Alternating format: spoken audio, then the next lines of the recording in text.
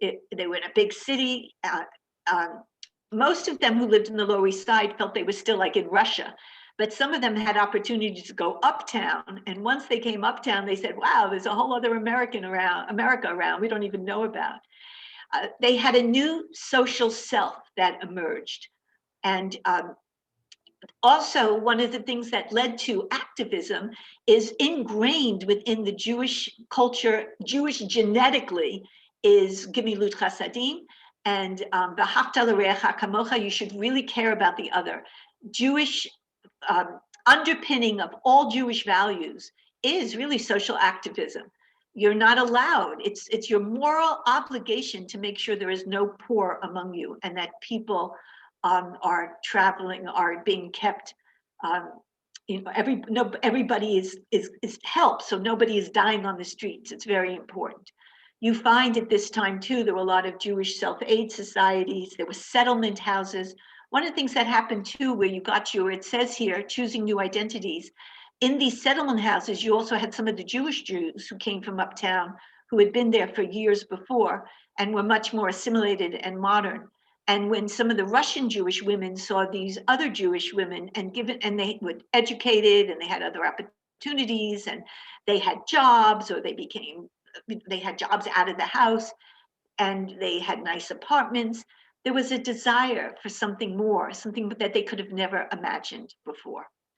So what we're going to do now is really focus on one, but let's just stop. We'll stop for like just 2 or 3 minutes and unshare. And I'm going to put myself in gallery view and side-by-side gallery. And if we could stop the share for a moment, and if you have something in the chat, so Rose will read that, or if you'd like to unmute yourself to make a comment, let's have a moment now to just say, this is again a very short review. It's not a history class. I'm not a professor. I've just been studying for the last few weeks and taking notes and enjoying learning about this. So anything you want to share or ask questions about, do so now. And the screen is still on. So I guess if you, how's that? Ah, that's okay. better. Sorry. Do we just mute ourselves? Do we So just... Helen Buden unmuted and has her hand up. Helen, yes. My mother was in that category. She came over in the early 1900s. She was 13 years old. And she went to work as a seamstress. And at night she was went to night school to learn English. Wow. And So she shared your stories, right? She shared it. She lived in Lodz, Poland. And the reason that she remembers hearing the Cossacks running in the streets. Right. Thank you. Thank you. Robin, please. My great-grandmother could have known Helen's mom. She came here from Romania as a very young child, the early 1900s, and she told me she remembered working in one of those sweatshops. Her job as a 9-year-old was to clip the threads so the women did not have to stop sewing. She would snip them, and if the child labor people, when they passed those laws, they would come around, she would have people push her head down so underneath the table. Right. I was reading about the triangle shirt waist fire, which is god awful, but it was owned by Jews who were immigrants themselves, and they refused to listen to the laws. Laws were passed to make places safer and also to outlaw child labor, but a lot of people just ignored those laws. Marion, please. Yeah, my grandparents settled in Brooklyn, so they didn't have the Lower East Side experience, but I think there was a whole culture in Brooklyn. I don't know how much you know or read about that. My bubby and my Zadie, who I didn't know, worked in the sweatshops. One of them sewed on buttons on men's suits, and the other one, that's what my bubby did. My Zadie, I didn't know. He died before I was born, but they both commuted to Manhattan and worked in the sweatshops. I just want one quick thing. My bubby, when she came over, she came over with her brother, and her brother was avoiding conscription. Right. Yeah, so the two of them came over, and she had to lie about her age so she could get on the boat. Right. When she wanted to get Social Security, she couldn't get it because she was younger for whatever reason. And so she came running to my father, the lawyer, and screamed. He had to go back and get all the old records and find out how old she actually was, and prove They're- Social Security. They are fabulous stories, fabulous stories. Okay, one or two more and then we'll go on. Tony, please. And then Linda. Both sides of my family came from Russia, and my grandmother on my father's side, I was really close with. But she came over as a teenager, and when she died at 81, you'd have thought she just got off the boat. She was always taking English classes, but she always needed help. Right. My other grandparents wound up in Chicago, and that was our only vacation we went to. All right, so we're doing one last question and then going back. Yes, Linda. It's not a question, it's an anecdote. My grandparents came from Russia and never learned to speak English. My grandmother only spoke Yiddish. And during the Depression, she would sew neckties and bring them to the men in the financial district. And she learned how to find her way by memorizing what the street signs looked like. Huh. And they called her Necktie Mary. I guess that's better than Typhoid Mary. Yes, All right, for let's sure. go on. We'll share the screen and we'll continue with the slideshow. It's not. Going to the next one. Yes.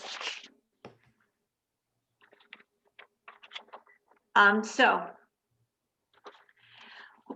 one woman we're going to focus on now is Rose Pastor Stokes. I'm curious later when we have the screen up, how many of you had heard about her? I had never heard about her.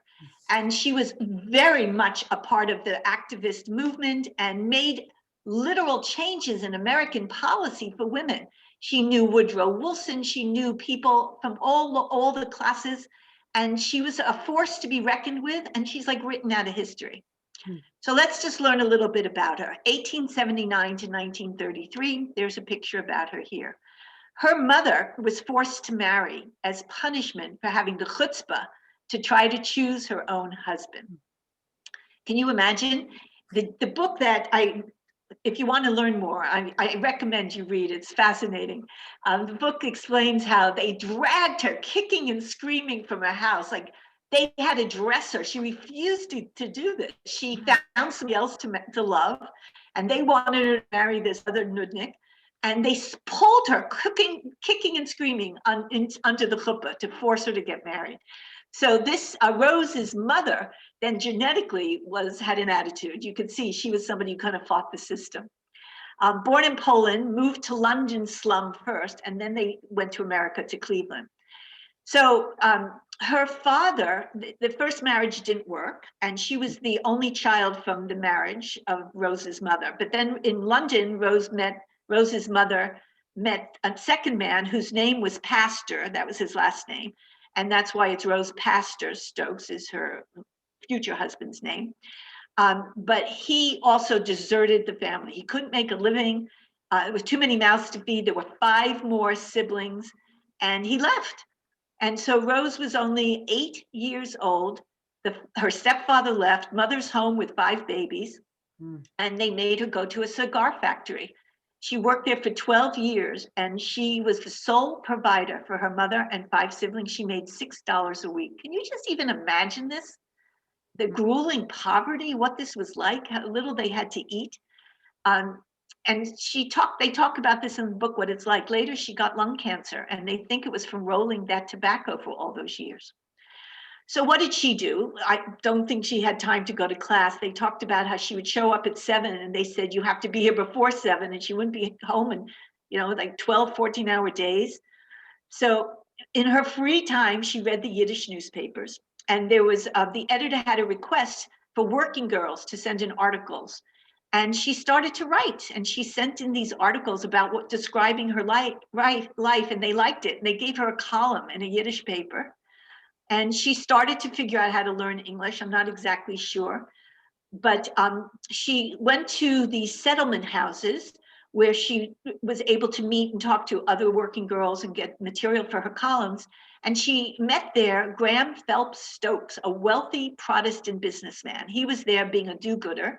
He was coming to help out the poor one day, left his business. And she met him, and then she interviewed him and wrote an article about him. And it was the article's actually in the book. She spoke very highly of him, and they were attracted to each other. She was this Semitic, very bright, fiery woman, and he knew just white, blonde-haired Protestant WASP types, and he was really attracted to someone so different than him. And she was really attracted to someone, she wrote about that in the article, well-dressed, clean, didn't smell, no cabbage breath. And it was a really rag to riches story. They married, it was a big to-do, and she was in all the papers. So she went from literally being so poor to being this rich woman overnight. There was a lot of assimilation going on, but she did not necessarily conform to other values. She very much retained her Jewish culture, even though she might not have done all the rituals. I'd like to read here, you could find online beautiful quotes that she wrote, and one of them was, "Fill the cup of happiness for others, and there will be enough overflowing to fill yours to the brim." So she continued to write. She talked about, she organized, while she was so young, she was part of the unions that were organized in cigar factories. They marched for better wages, for shorter hours, for no child labor, etc. And so she became an activist very young. And even as she got married, she didn't give up her activism at all. If anything, she influenced Graham, the husband, to come along, and they joined a socialist club and fighting for socialism. Remember, socialism in that time was not about communism. It was really about a worker utopia. It was about what we're talking about today, sharing the wealth. Everybody should have a decent wage. Everybody should be able to live. Everybody deserved to eat and have a roof over their head. And that's what they were fighting for. Next slide, please, Rose. So what happened to her? She dedicates her life to helping the working poor. Now remember, she's a rich woman. She could go to Europe, she could go to plays, she could have tea parties, run book clubs. There's many things she could do, but instead she just got involved with doing this, helping. She was very close friends with Emma Goldman, and Emma was an anarchist. Rose Pastor Stokes did not go that far, but she was around very articulate, brilliant women and men who had a different vision. Remember the robber barons. Remember what capitalism was like. Capitalism was really a very dirty business in those days. The rich got richer, and they didn't give a hing about, my bubby always said, they don't give a hing. They didn't give a hing about the workers or the worker conditions. So ultimately, capitalism needed to have some compassion put into it. And there were different ways to approach that. But anyhow, as a socialist, she was very much committed to women's rights, to birth control and sexual liberation. She was appalled by how women got married and then had 10, 15 kids, and everyone's poor and nobody can take care of them. If any of you watching Call the Midwife, you get a lot of insight to this in that wonderful PBS show in England before birth control, how miserable it was for poor working families to have so many children that they couldn't feed or house or educate. She fought for equal rights for men and women. There was a play at that time by Irving Zangwill called The Melting Pot. And the play advocated to assimilate. In order to be a good Jew, you had to melt. You gave up your Jewishness. You shaved your beard. You didn't dress like a Jewish woman. You became more American, and you intermarried. It was encouraged. In this play, the leading male character fell in love with a WASP woman, a wealthy woman, and it was encouraged. And that was the role model for a lot of these immigrants at that time, was to assimilate and intermarry. And a lot of the women that you're reading about here in my book, all 4 of these women from this book married or had affairs with non-Jews. I think it was really that attraction to somebody so different than you two. They became so exotic in your eyes. But today, I remember in rabbinical school, we didn't talk about melting pots. They changed it to a salad bowl. So once they saw the melting pot analogy didn't really work, it's like the salad bowl. America should be a salad bowl, but everyone is unique and can follow their different cultures and religion and values, but it's all mixed together with a nice dressing. So she always retained her roots in Jewish culture, but the main deal was tikkun olam. And this is talked about a lot in the book, and if you read about her, she was fiercely committed to helping people. She couldn't rest one day without going out there to do good work. And she got very involved during World War I, and she vacillated for the war, against the war, but she had this image. They were such visionaries and they believed in utopia. They were so hopeful. She wanted America to be a force for repairing the world. She thought America could do good, but as she went on, we'll see with some other quotes later, she saw that it was really all about capitalism. Even World War I had to do a lot with the steel factories and real railroads and people. If you really look underneath the surface of why we have wars, it's to get corporations. The military industrial complex is what I marched against when I became an activist. But that was the truth, and it still is the truth. And she found that, figured that out as she went deeper and deeper into her activism. The picture that we have here is, shall we bury the slums or shall the slums bury us? These women from settlement houses, women from the even the white Protestant women were very involved in trying to help the poor and the immigrants. And one thing was to get them out of those tenements. And they got sick there. There was no sense of changing their lives. They had no vision for themselves. So there was a need to give them another reality. And one of them was to get them into better housing, which is still something that we talk about today. And one of the things I realized is, here we are over 100 years ago, and the language and what people are fighting for is so similar to what we're still fighting for today. But before we go to the next slide, just to think about for a moment, what was it that made her dedicate her life to this? Why did she choose this? Now that she was rich and married, why did she still choose to be such an activist? Now, of all the women on the screen, I see Myrna's face here too. Myrna Caton, for instance, is a big activist.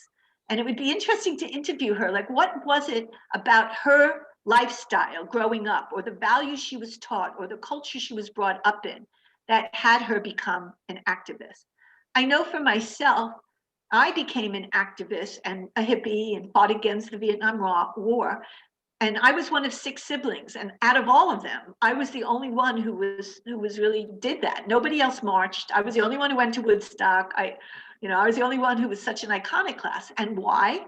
I think it was, for me, it was fighting against what I saw in my family. I had a very dysfunctional family. My mother was in a terrible role. She should not have been a house mother having 6 kids. It was not meant for her. As soon as my youngest brother turned 6, she went to law school, was getting straight A's, Brooklyn College, and she had a stroke at 33 years old, became paralyzed for a year, and her life was ruined after that. She became an alcoholic. The relationship was awful. My father had affairs, but all she wanted me to do was marry a nice Jewish doctor, and didn't care about a career. And I just fought everything she stood for and fought the life that I saw. And my road out was joining the hippies and the activists and being an iconoclast, breaking from what I thought was a terrible lifestyle and didn't work. So everybody had different reasons. And I think part of her reason was, at 8 years old, working in a factory, supporting her mother and seeing that her mother had no choice because there was no birth control and she kept getting pregnant with a husband who couldn't make a living. And I think there's just that fury that was inside of her against the patriarchal system, against an Orthodox religion that was so stultifying, restrictive. And she saw around her so many people who were doing other things and had a different concept of what life could be. And I think it just really drove her. They didn't have any children together, and she didn't choose that lifestyle at all. She was really just involved with the world of ideas. She would continue to write and to publish and be very much involved in activism on all levels. Let's do the next slide.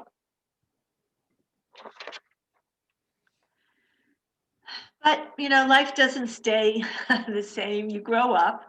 She became disillusioned. She was divorced. And then she was indicted during the Espionage Act. They found women. Emma Goldman, for God's sakes, or, who was the woman the Rosenbergs, they killed them. The powers to be was so afraid of women speaking up, and they still are. This hatred against women, it's just so profound. Like, women's place is X, Y, and Z, and it's still so much among us. Why do people hate Hillary so much? I mean, some of it was just that she's a woman, or even now, like Meghan Markle, who had to leave England because of all the racism, or Kamala Harris, how people who don't like her, part of it is probably she's a woman and also racist, whatever it is. So here we go. She began to realize what was really doing things. And this was her husband. Her husband was one of these businessmen she's talking about. So here's one of her quotes. "Surely there is not a capitalist or well-informed person in this world today who believes that World War I is being fought to make the world safe for democracy. It is being fought to make the world safe for capital." And she really was very outspoken about capitalism, was a socialist, and they latched on to the hope of Bolshevism, not communism first, but it was the Bolsheviks, the workers' paradise. She believed 1,000% in creating a workers' utopia. She was a progressive socialist pursuing social and economic change. She opposed what her husband wanted. Her husband wanted liberal, laissez-faire capitalism. Let's keep capitalism, but let's have a safety net, and let's make it more compassionate. You could regulate, no laws for children. You outlaw child labor, do this, do that, shorter work days, better salary, get unionized, but capitalism, no less. And she moved from any of that to absolute, let's destroy it, let's throw it out, let's start all over again. Husband wanted the mix of private property, regulated free markets, public ownership of utilities, and she disagreed. And that led to ultimately them getting divorced. When she got divorced, she didn't want any of his money. And she was living so she ended up just living on what she made as a writer. But what she negotiated for herself was that her mother always be taken care of. Isn't that heartwarming? Her mother, who never worked and raised all those children, she made sure her husband, who had the money, supported her mother the rest of her life. Thought that was beautiful. Anyhow, utopian dreams and 1917 support of the Bolsheviks turned to a dystopian reality. Those of us who know our history knew that the Bolsheviks ultimately, when they took over, were in disarray. They started killing each other. There was a lot of fraud. There was a lot of corruption. And then ultimately it led to Stalinism and all the horror of the Stalinist time, the purges and the gulag and the killing off of all. At the first few years of the Bolsheviks, you had a renaissance of Russian poets and Russian Chagall artists and plays and writing and music. Everything was blooming. It was exciting. And then Stalin just killed them all off and ruined it and created a horrible, disgusting, heinous situation. Stalin killed off more than actually were killed in World War II, ultimately, in the long run. So most people ran away from Bolshevism at that point, but she did the opposite. She joined the Communist Party. She still believed in the cause. She was going to fix it, and she wouldn't give up. She was defiant, and a defiant, inspiring woman. She worked with notables like Eugene V. Debs to protest the Espionage Act. If you disagreed with World War I or spoke out against it, you could be arrested and put into jail for 10 to 20 years. And she was arrested and she was charged. She was found guilty. It was only her husband and the other notables in that world who were able to get her out on bail and then hire the right lawyers to get her freed. In 1925, there was a silent film made called Salome of the Tenements, and that's what this book is about. It took 4 women to get that together. The book was by Anzia Yerzerska, who wrote a famous book that we read in rabbinical school called The Bread Givers, and she also wrote a book about her life in the tenements and her life as an immigrant. She was a wonderful writer, also had a very difficult and challenging life. but they were friends, and she wrote a book about Rose's life, and it was made into a movie with another Jewish immigrant as the star. It was a fictionalized account of her life, but pretty accurate. The picture on the lower right is, there was a book written about her too, The Life of Rose Pastor Sachs, which is on the left, and the bottom, that's Eugene Debs there going over some stuff with her. You could see how she's dressed. She walked among people in the government. She worked on committees. She was listened to and inspired others. She died of cancer, which some said, was caused by working in the factories. But she was still fighting. And one of her last quotes before she died is, "Whether you believe in a creed or what you call religion or not, there is something in socialism that must move you. How can you love God, whom you have not seen, if you do not love your fellow man, whom you have seen?" And this is just a tiny taste of some of the beautiful essays and works that she did, trying to believe in not just women's rights, but the rights of all people everywhere. And just an absolute distaste and inability to live with the world the way it was. Okay, so I want to stop the share now. It's 1:45. We have another 15, 20 minutes or so. Let's take 3 to 5 minutes just sharing so far what you think, thoughts you have. I'd also be interested to know what else you know about the suffragettes and the suffragette movement. I looked up what that meant. We're going to see it in the next slide, but it's such an interesting word. It comes from the French and Latin and then French. And it's a word that means entreating, prayer said for suffrage. Actually was a Latin word that meant prayers said after a departed soul. The word then was broadened to refer to prayers for the vote in favor of someone, and eventually the privilege and right to vote. So suffrage is a word that meant praying for others, and then it ultimately became just being an activist for rights. And it wasn't just suffragettes for the vote. You could be a suffrage for reproduction rights, for equal pay, for human rights, etc. All right, I'm curious to know what you know, if this is exciting you to learn more. Do you already know everything I said? I'm just curious where you're at. So let's share some thoughts right now. We don't need to hear more stories about our bubbies. We all have those stories. My bubby, I heard her story about crossing the street with her best friend. She was 10 years old or so. She says 10 or 11.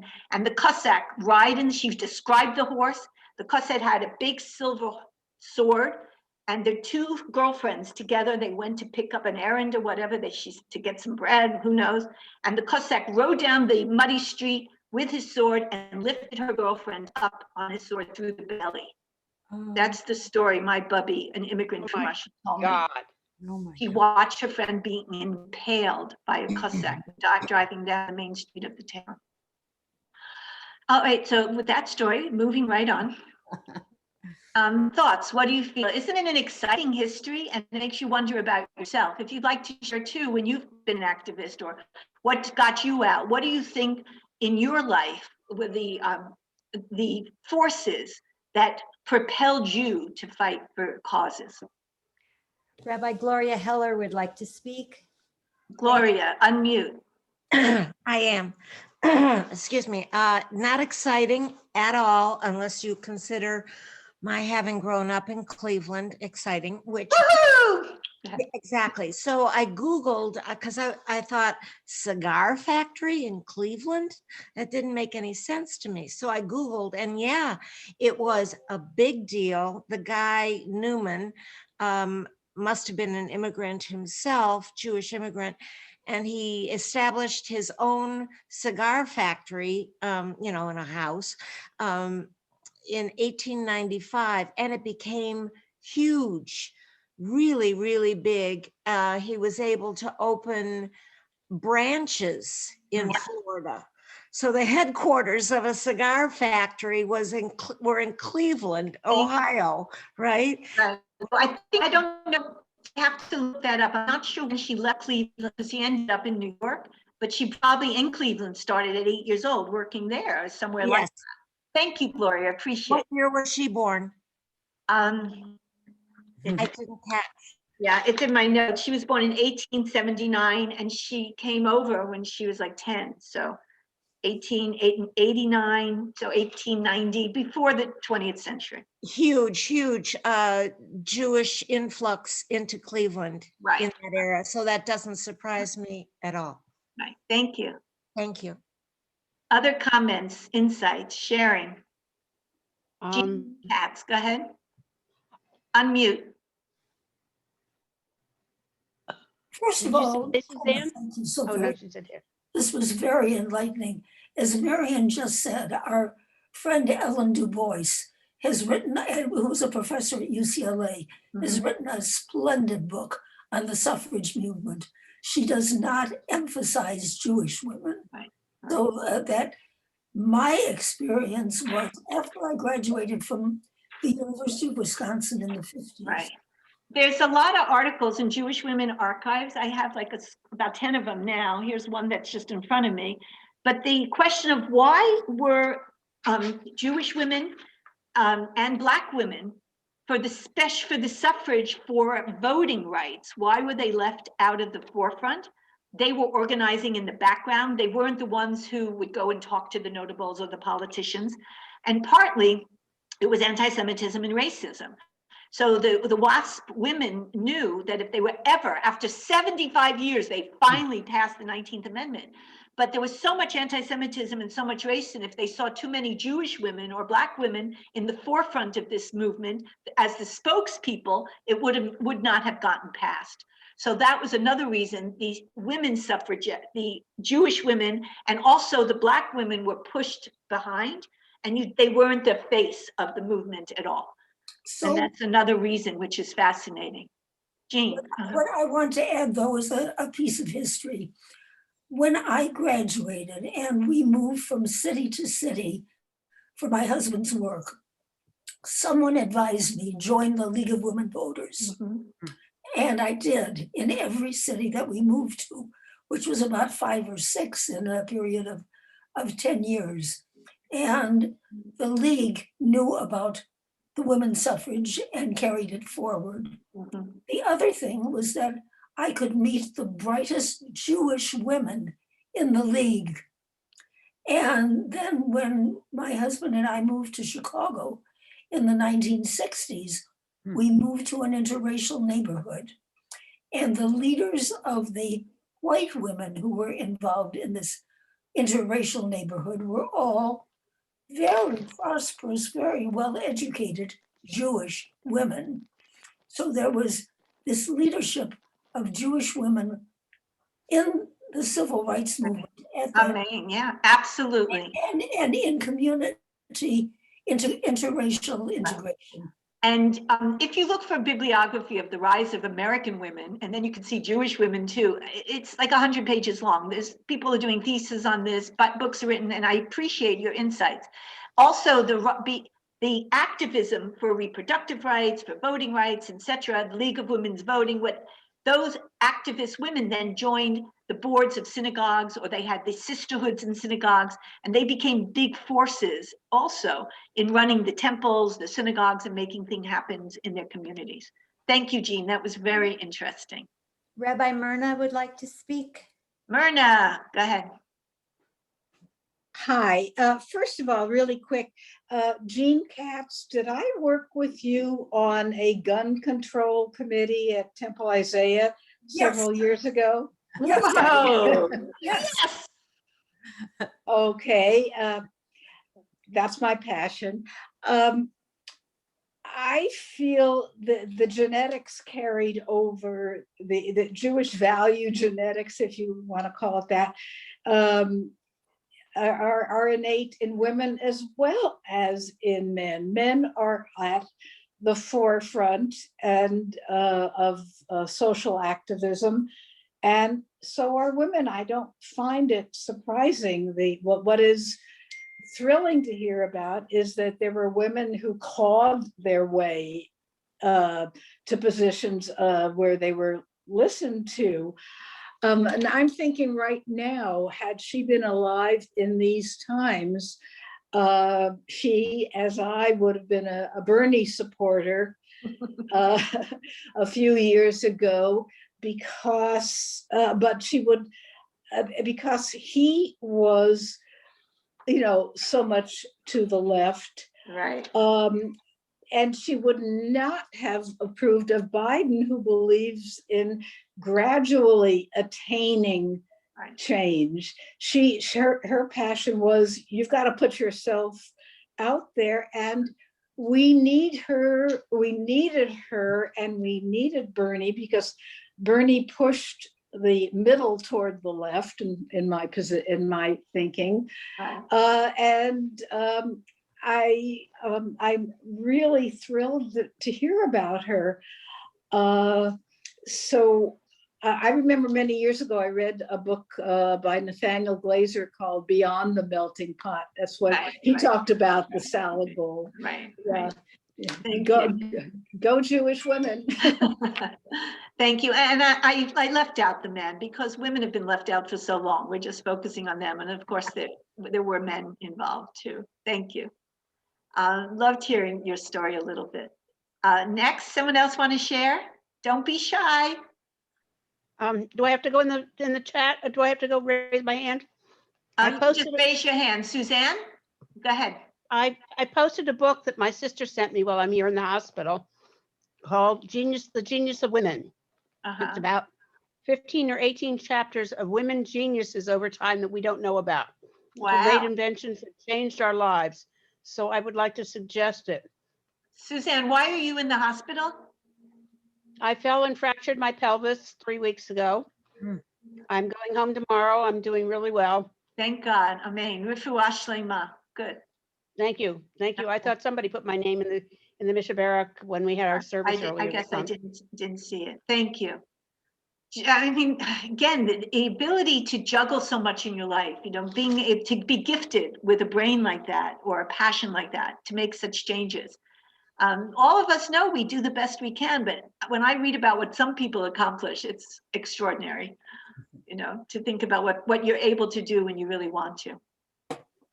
Okay, any other comments? Let's finish up the slide, and then we have a video we're going to watch. I really appreciate all these insights. Wonderful. And we want to thank Rose for running this slideshow for us. Thank you. Let's do the last slide. Okay, so as we know, it's the centennial of the 19th Amendment. It was over a 70-year fight. Here's the word for a suffragette. Could be a man or a woman who believed in extending the right to vote, also known as suffrage. Suffrage comes from the Latin word for prayer said after a departed soul. The word broadened to refer to a vote cast in favor of someone, and eventually the privilege or right to vote in general. So there are many kinds of disenfranchisements, which we see right now: voting rights, economic rights, social and reproductive rights, and we could go on. Last night I was on with Step Up, a nonprofit organization that is involved in housing. My B'nai Mitzvah students are doing their mitzvah project with them, and they're talking about the suffrage for mental rights. This came out of 1984, a woman whose son had mental health problems and couldn't get any help for him. And ultimately, we found out that 39% of homeless people on the streets have mental health problems. So this organization specifically works with people with their mental health problems, getting them permanent housing. And so their suffrage is for permanent housing for people with mental problems, and ongoing for the rest of their life, the right help they need with medication and social workers to help them, and doctors and therapists, etc. It's so good to know there's wonderful people doing amazing things. So one of the people that the Braid had on was Dr. Melissa Clapper. I want to read her book next. She's a brilliant professor. I forgot where she's a professor of, but she wrote a book called Ballots, Babies, and Banners of Peace. And she talked about how during this time, she knows about Rose, Pastor Stokes, and talks about her a lot. And she especially said that a lot of the Jewish immigrant women who were activists at this time were for their suffrage was for birth control and for pacifism, for no war. So there's a whole issue about the racism in the suffragette movement. We also saw that in Black Lives Matter. There's like a racism against the whites. There's always somebody who hates somebody else. But there were a lot of suffragettes who were racist. Many were white Protestants, like we talked about that a few minutes ago.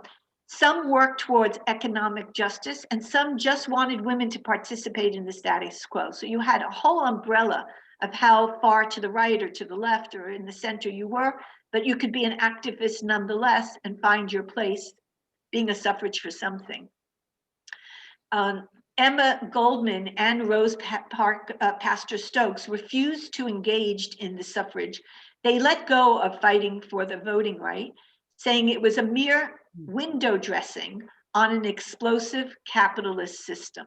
So she, though she was an activist for unions and for worker rights, she wasn't a big suffragette for voting rights, because she said, you have to overthrow the whole capitalist system and I don't want you to vote for it now.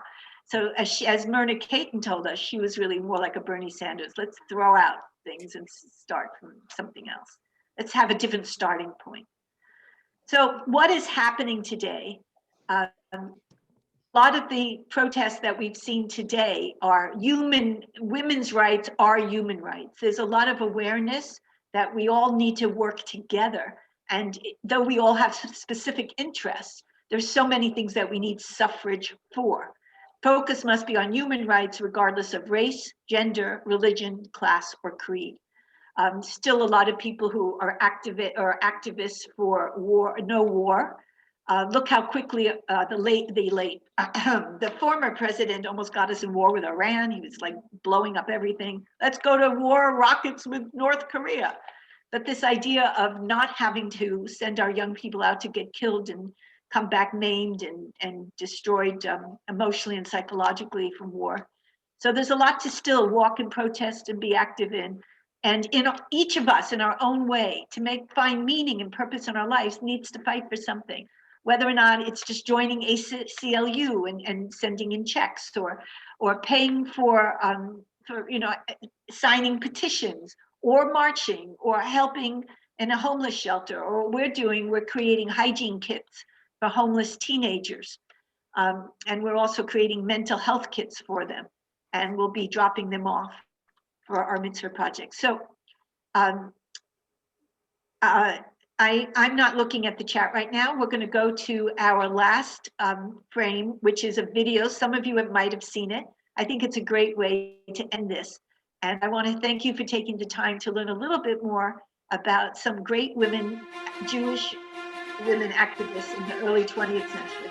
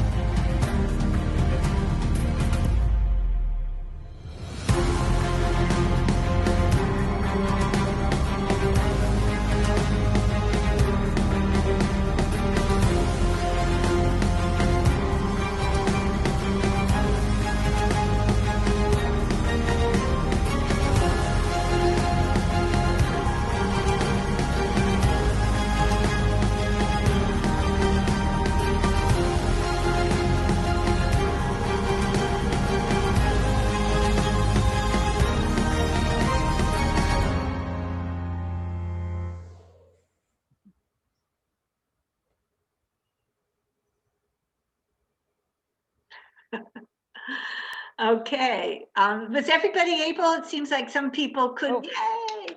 Some people could not see the slideshow, but isn't that a great, so hopeful. I had no idea there were so many women in charge of countries and cities and places around the world. It fills my heart. And then the young faces, isn't it brilliant? Just beautiful. So everybody can unmute now, let's share. And just curious, did you like this presentation? Would you like some other things like this, some more of this? Raise your hand. Wonderful. Yes. Okay, Wonderful. beautiful. Okay, good. It just takes a lot for me to just, and I want to know that's appreciated. There's some great Yes. There's some great songs about about this movement. Yiddish songs about the suffragettes and Right, and Cindy is right. In Yiddish, a lot of them wrote in Yiddish, and there's songs in Yiddish. They came out of that culture. Thank you, Cindy. You'll have to teach us one someday. yeah, We'll pick ready. this one. Rabbi, would you say the title of the book that you keep holding up? I didn't get it written down. Yes, and Rose put it in the chat. Oh, she But did. I'll just hold it up again. It's Salome. The Salome Ensemble. Right, and it's very readable and delightful. And these four women knew each other and helped each other, and each had different lives, but in impulse for change and activism. Basically, reinvent yourself when you're in the new world. Arlene. Yes, is this going to be available that my granddaughters could see? I could have my granddaughters see it. Yes, it is being recorded. So Rose, it will be available. Okay.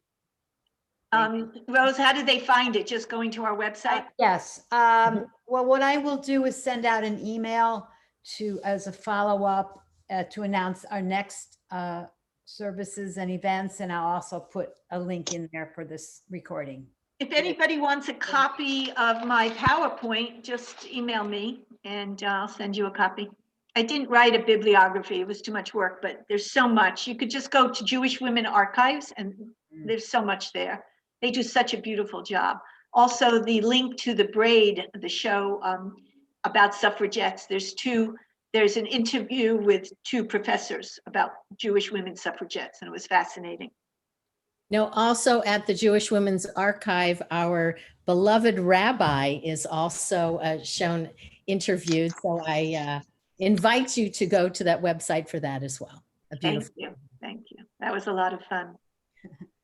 All right, more comments. Everyone had a good time. Yes. Okay. Yeah, it was great. Thank you. So let's go forth. Barbara's comment. Yeah, I just wanted to say, Rabbi, that I very much appreciated your class today. It was fascinating. It reminds me of visiting the Settlement House in New York and the Settlement House Museum and seeing everything there. And when the Skirball Cultural Center reopens, we do a 5th grade tour on immigration, and it's 3 hours comprehensive. It's fabulous.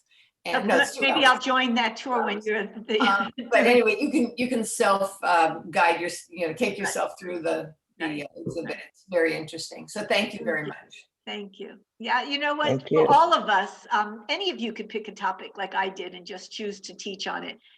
It's every time you try to teach yourself something, you realize how much there is to learn. You know, I thought I knew something about suffragettes when I started, and then, oh my God, it's like what I knew is like on my pinky compared to what's available.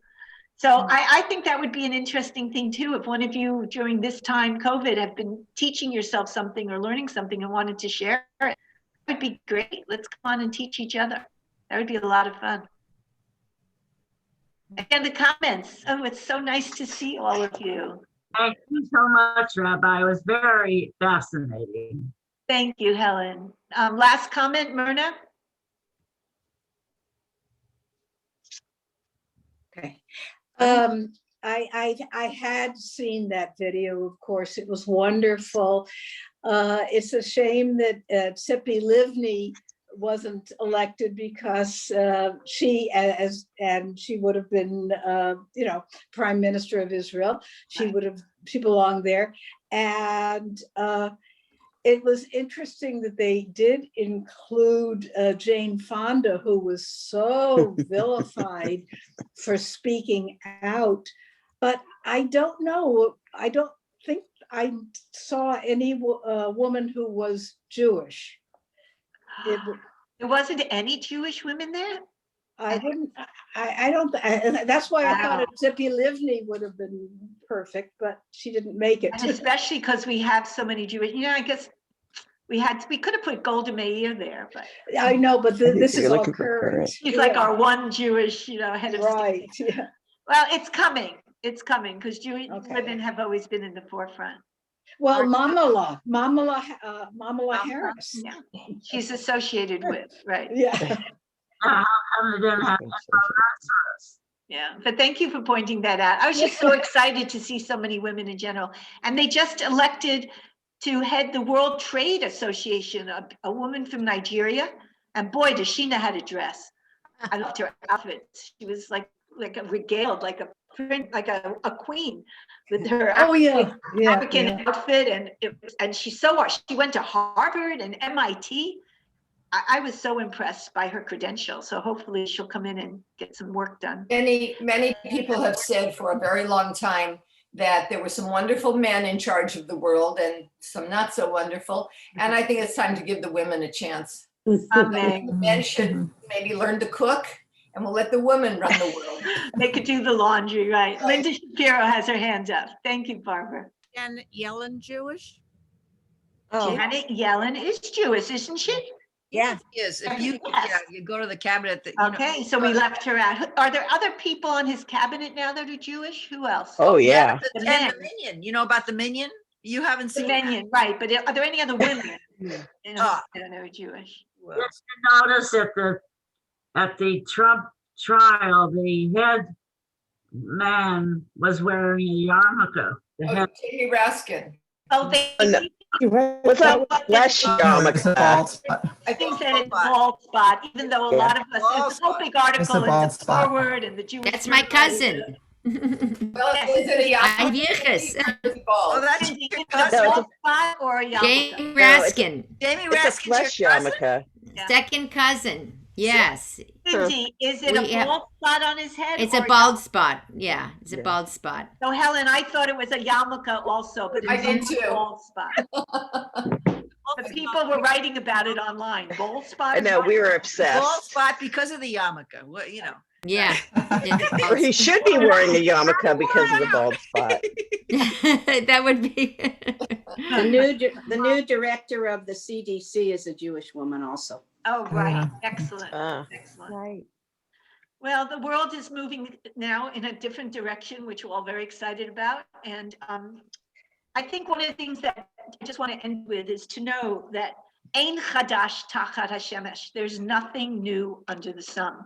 We wouldn't be where we were today if people didn't fight for it. And we have to keep on fighting every single day of our lives. We have to keep on making the world a better place. It doesn't, you can't rest. And I think that's one of the messages we get out of these people's lives. That's what they told us last night at this nonprofit in the meeting. The volunteer organizer, one of my kids asked, well, how long did these people stay in these free apartments? And she said to them, I want you to know mental illness doesn't go away. It's not fixed and gone. It's a continual daily fight. And it's the same in our culture. When the Jewish view is Yetzer Tov, Yetzer Hara, there's a tendency to good and a tendency to evil. And like Martin Luther King said, there's an arc towards justice, but it's not arcing without a push. So I think humans have too much of a tendency for evil, for exploitation, for greed and money. And it's up to all of us who have heart and soul and compassion and who know better to help the arc towards justice keep on arcing in the right direction. So I'm sending you out with that thought. Wait, by the way, Rabbi, one other thing. It's interesting to note, of course, that the only way the women could get the vote was to get the men to vote for it, right? The women had to fight to get the men to vote for them to have the right to vote. So they came from the outside completely, and there were no women who voted them in. It was the women who agitated, who get it. Excellent point, Marian, exactly. So may we continue to agitate, and so go enjoy your day and share with us some of the wonderful things you're doing. Thank you again so much. Thank you, Rose, for doing an excellent job. Thank you. Thank you, Rose. Thank you, everybody. Look forward to Bye-bye. seeing everybody again soon. Much love. It was great. Thank you. Great to see everybody. Everybody looks so So good to great. see everybody.